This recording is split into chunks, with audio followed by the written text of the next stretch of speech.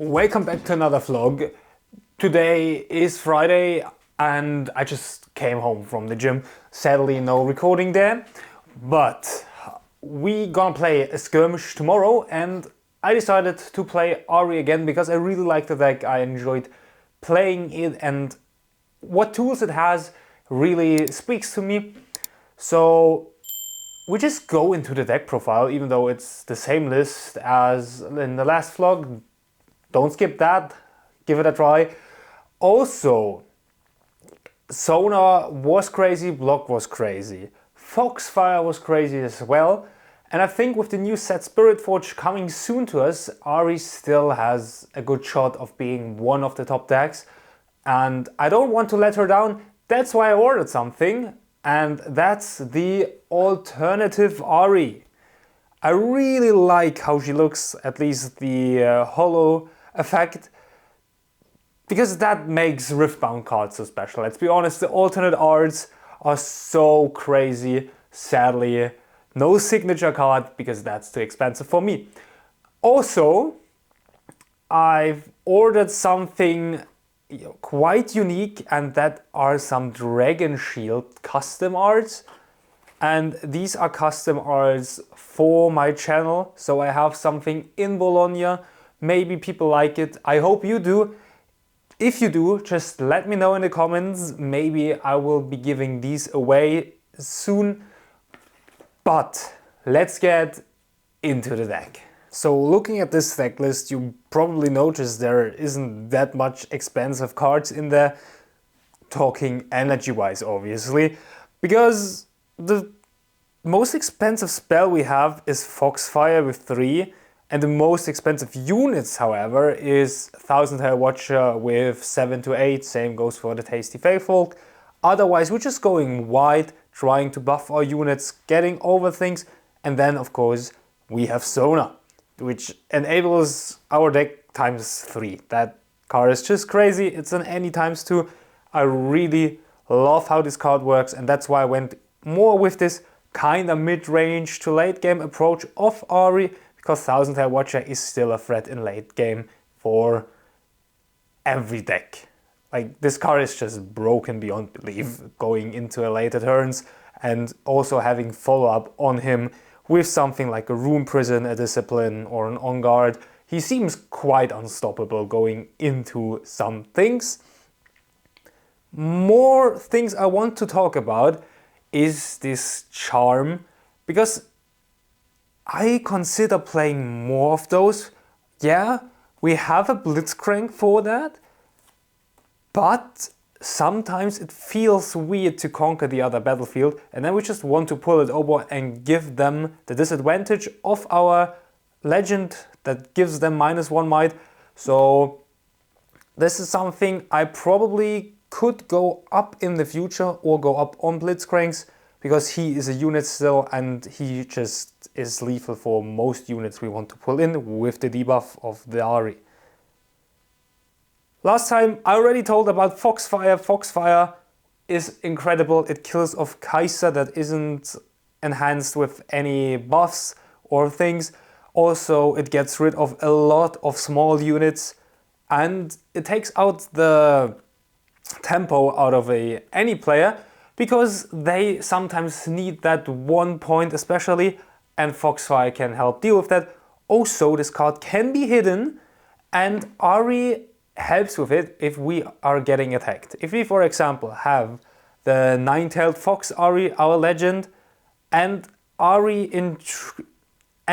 Inquisitive in our battlefield, we can easily kill a unit that is 7 might originally, something like a Thousand Hair Watcher running into a battlefield with our blue Ahri.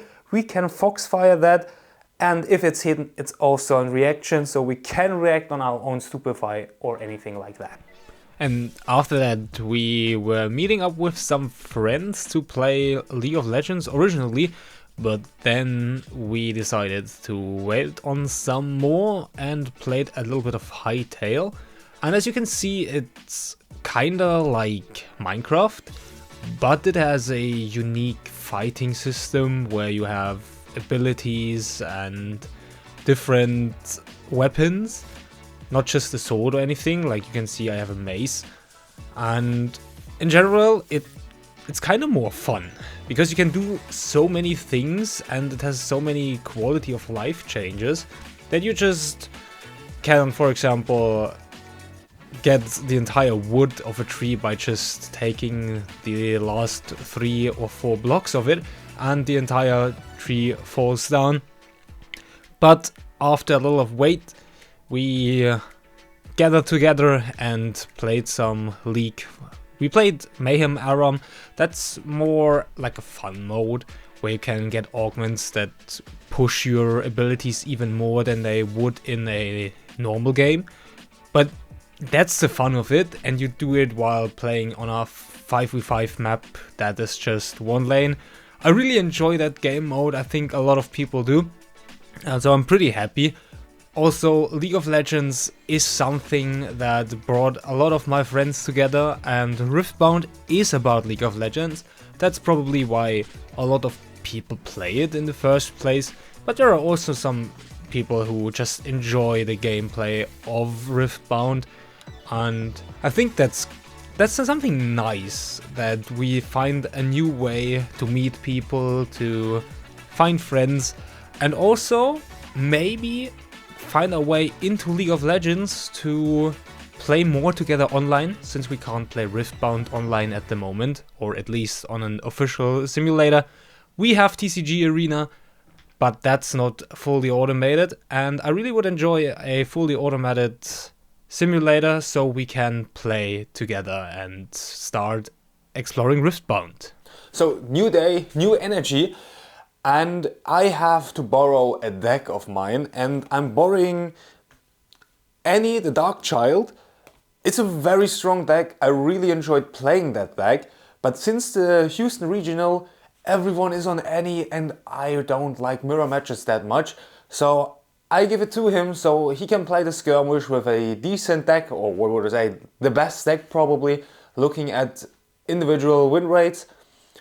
Now I'm just gonna have some breakfast, probably some eggs with a little bit of bread, and then we're heading off to a friend of ours where we're then heading to the Skirmish, and I'm really excited. I really like to play Ahri on a Skirmish and want to see how she can perform in a bigger tournament.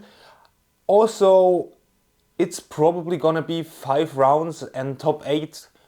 The goal is to hit top 8. But if not, we have something to learn. Also, the color combination I feel really comfortable with. And yeah, let's see what's gonna happen. And I take you with me. So see you at the Skirmish. Bye! I then went ahead and made myself some breakfast, because you need something to eat before you go to an event, and obviously while you're at an event. But going on an empty stomach is never good, so I got myself some bread, some eggs, and obviously a coffee, because I am a caffeine addict, and maybe a lot of you are too, because I love White Monster and coffee, so why wouldn't I take it in the morning? Then I also prepared the Ahri deck I was bringing for a friend, because I think he didn't have the entire deck by now, and I don't like to borrow single cards, so I just borrow entire decks so I know where they are. If I trust people, that's no problem whatsoever, so I brought this Ahri deck. The Ahri deck, also a deck that abuses the Darius unit that he's again. The Ahri deck, also a deck that abuses the Darius unit, that can ready himself and give himself +2 might when we play 2 or more spells this turn, or if it's the second rather. And also something that's using Kai'Sa quite effectively, since she is more than an aggro unit. She can also draw, giving us advantage. Aggro decks usually don't have that. Kai'Sa makes that really good possible, and that's why we have 3 Kai'Sa and 3 Darius in the deck we're borrowing. And a new tech I'm having, since a lot of players are playing Ahri, I try to play Teemo. He has been really nice since I put him in. I hope the friend of mine, he understands how to play it, because you hide that and people are wondering what you're hiding there and trying so many things to get rid of your units. So if you have 2 units or just one, they need to use one of the Fight of Light, or they run into a Teemo, but most of the time they expect themselves a Fight of Light to be there. So they run in with a unit and then you flip the Teemo and you kill off something like a Darius. This was also my first time at Games Cafe, and I was really surprised how huge this entire store was, because it was an old supermarket and he had so much space to play. I mean, look at this. That's just incredible. The entire store had different kinds of TCGs and so many things to explore, and I love that. And with that being said, we get into a first match that was against a friend, Sunny, who brought the exact same deck as I did. So it was an almost 56 card mirror. I don't really enjoy that kind of mirrors, because most of the time it's about who drew the better cards, especially in an Ahri mirror. So it also came down to the die roll.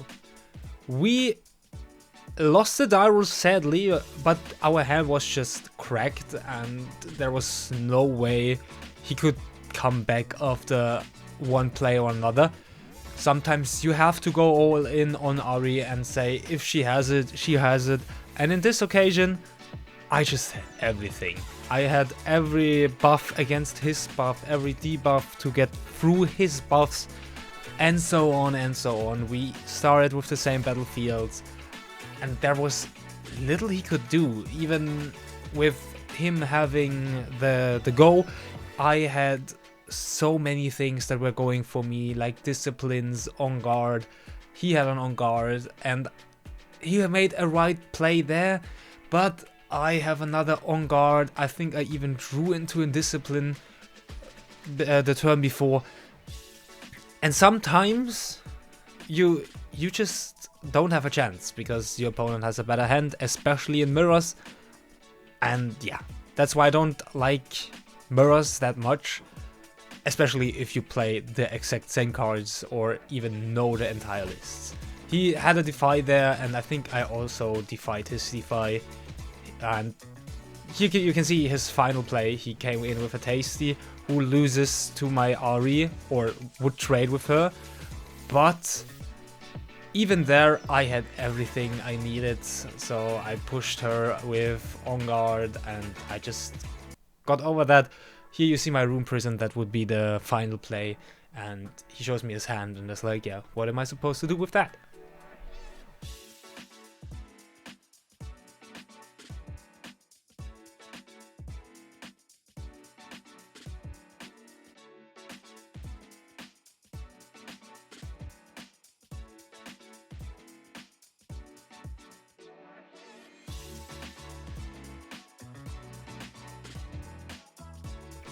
And with that, we get into round 2 against the second person in our car. We were just 3. I just had all the luck there going into mirror match and then going into Kai'Sa, because Ahri doesn't really want to play against Kai'Sa. The removal is just too much. I think we took round 1 against his Kai'Sa because he didn't draw any units, or at least just one with his Kai'Sa. So we had 2 units to deal with, and with that he couldn't do anything against that. But in the end we just lost to the removal. Then obviously I had to crack a white monster. Like I said before, I just love that drink. And going on with that, I'm just showing you the store a little, because he had so much to buy. If you're a fan of everything, you just probably lose your money there. And Warhammer was also a big thing in his inventory. Like, I have never ever seen so much Warhammer at one place. That was just incredible. Also some board games. I said a few, he had like a lot, and something like Lego. It isn't Lego, but you know what I mean, some bricks to build, and they look pretty good. to be honest, they look probably better than Lego.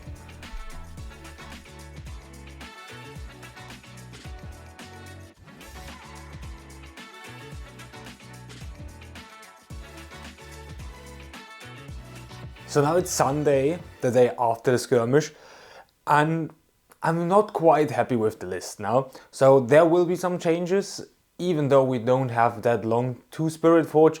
But even in Spirit Forge, I want to try out the Ahri legend, because in China it didn't look that bad. It also had an interesting approach with the apprentice who reduces your costs by 1. And also yesterday we still managed to get top 8 with a little bit of luck and managed to get our hands on these promos from Blitzcrank and Tryndamere. Their foiling is ridiculously nice. I really like how the promos in Riftbound turned out. But something I want to talk about as well is the Tasty Feyfolk. I don't want to say he was useless, but he kind of was. I was not happy to see that guy because he's expensive. I mean, okay, he's an accelerate unit, but maybe we could consider playing Echo if we want an accelerate unit, or I just cut it for like more cheap units, like a Sunlit Guardian who looks ridiculous in the stack. If he's even holding alone, he's a 5 might unit per se. And yeah, that's something I will change. I probably want to throw in some draw power, but that's for the next vlog. Also, all 3 battlefields were insanely good yesterday. I loved all of them. They were crazy. The Trifarian was good against Kaiser. Grove the Godwell, insane. Also Dreaming Tree, ridiculous in the stack if we already have something that draws when we target our things, what we already want, and draw another card for that. That's just insane value. And yeah, I hope you enjoyed this vlog. Consider subscribing, maybe leave a like, also a comment what you think of the Ahri legend, or in general about more rogue-ish kind of decks, because I don't like playing meta all the time. How about you? So I see you in the next one. Bye bye.